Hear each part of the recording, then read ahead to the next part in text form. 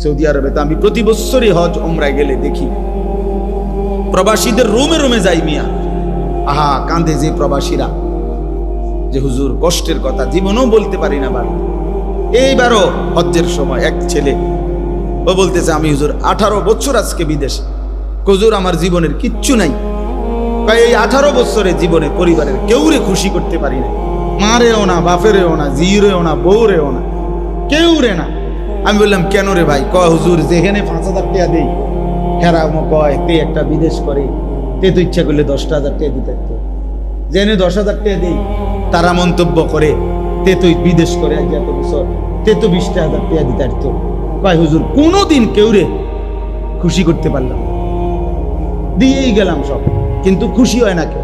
প্রত্যেকেই মনে করে আরো দেওয়া দরকার ছিল, আমি আরো দেওয়া দরকার ছিল, আমি কি খাই না না খাই, কয় এটার দরকার নেই। তাহলে অতৃপ্ত, তাহলে বেচারা 18 বছর পরেও যদি সংসারে সবাই অতৃপ্তই থাকে তো সুখ মিলবে কোন দিন?